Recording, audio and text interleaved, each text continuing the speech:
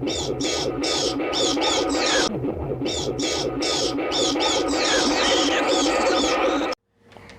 y'all, it's AJ and the Grozzles mother from the GKBC, and we are going to do a tag. It's Tag Tuesday, and we were tagged by Bart J. Gilbertson in the Give My Regards to Broadway tag.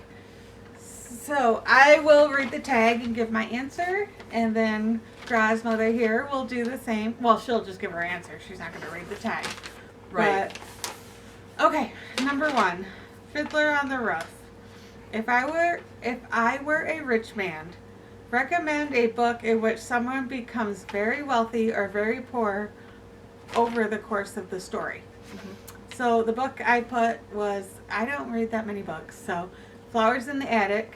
The mother, Corinne, is at first very rich when she's growing up, and then very poor when she runs off with her husband. And then after he dies, she goes back to her parents' house and she's very rich again. So she flip-flops there. And I picked Gone with the Wind because we all know that Scarlett has it all in the beginning, including every suitor in the South. Riches, she has an upstairs and a downstairs maid, every dress for 4 times a day, and then loses everything in the big war. Goes home to Tara, finds it almost burnt out. Everybody's dead except her poor dad, who's deranged by then. And then she becomes very, very rich the wrong way with the carpetbaggers and ends up buying everything she ever wants except the one thing she really needed, which was the love of Rhett Butler. Aww. All right, number 2, Annie. The Sun Will Come Out Tomorrow. Recommend a book that takes place after the end of the world. I just picked 1984 because, I don't know, that's just what popped into my head, so that was my choice.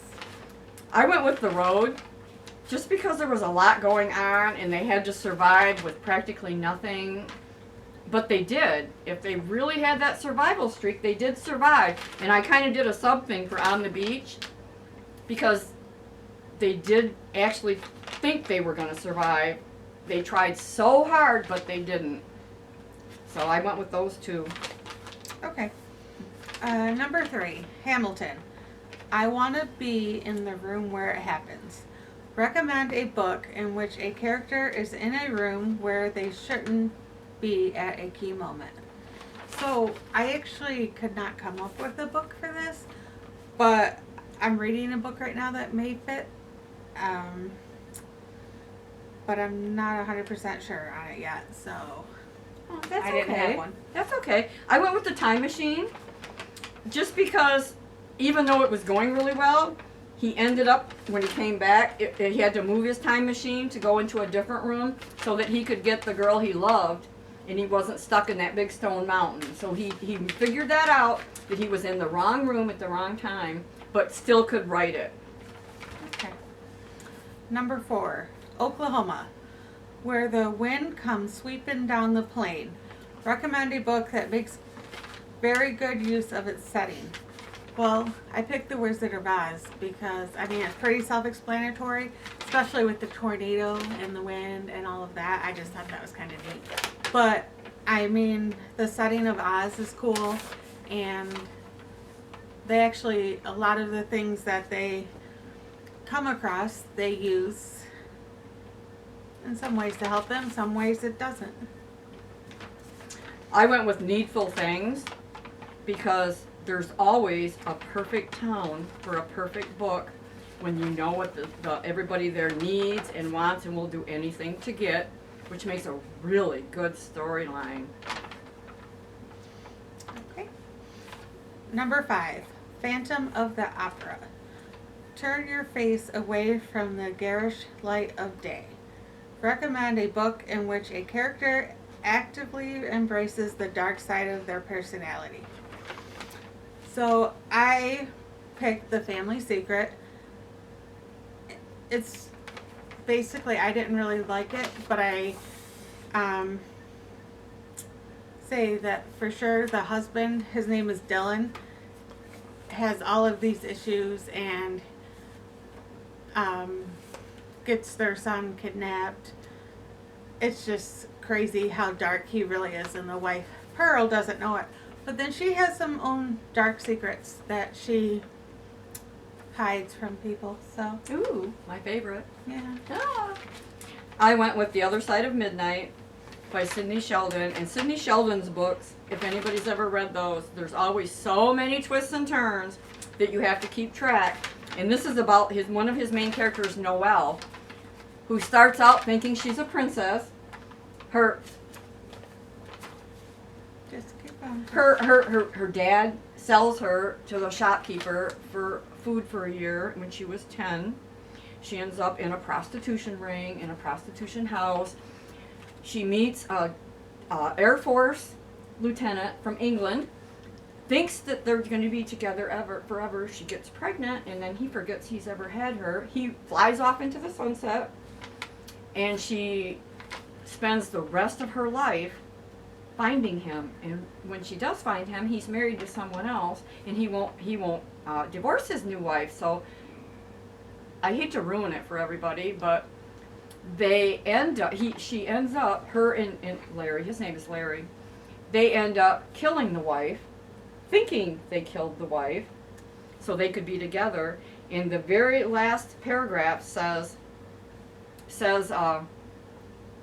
they're in court for the murder, and her rich boyfriend has got the wife squirreled away in a monastery. Okay. But they still get shot for it. Nice. And she enjoys it, so that's my big time that. I think that was a book that Grozzles there is going to read or something. in a couple of months. Okay, number 6. Wicked. Something has changed within me. Something is not the same. Recommend a book that you love so much it made you feel you could defy gravity. Well, I picked The Love Dare because I really did love the book, and it just made Graz and I definitely feel like we were defying gravity together. So definitely recommend to anyone that watches it or wants to read it. And Graz and I actually made a video about it, so if you want to go back and look and check it out, it explains more. I think that's wonderful. I really do. I think that everybody that's willing to try, that makes a big difference in their whole life. And everybody's really proud of you guys, you know, because you do try so hard. And you have been together a really long time, and so it is really nice that you care that much. All right. I picked Valley of the Dolls, another, of course, doozy favorite, by Jacqueline Suzanne, because it just deals with a lot of like thinly disguised characters from the 50s and 60s, like Judy Garland and people like that you know had great lives. They had it all and they lost it. But the main character, she tried so hard. Her dream was to move to New York and live. Instead, she falls in love with the wrong man. She loses everything, and then she goes home. The last scene, she goes home and back to her grandmother and her mom, where she probably should have stayed in her little hometown. So I'm thinking it changed her, but it didn't change her because she did some really bad things along the way. Kind of sounds Okay. like the bell jar. Number 7, Grease. You're the one that I want. Ooh, ooh, ooh. I don't have a number 7. That's okay, you're not supposed to. Name someone you'd like to see do this tag. Alright, so I have a little list here. First is Wicked Pluto's Wicked Reading, who, just as a note, will be doing her tag next. So watch for that video, it'll be coming out.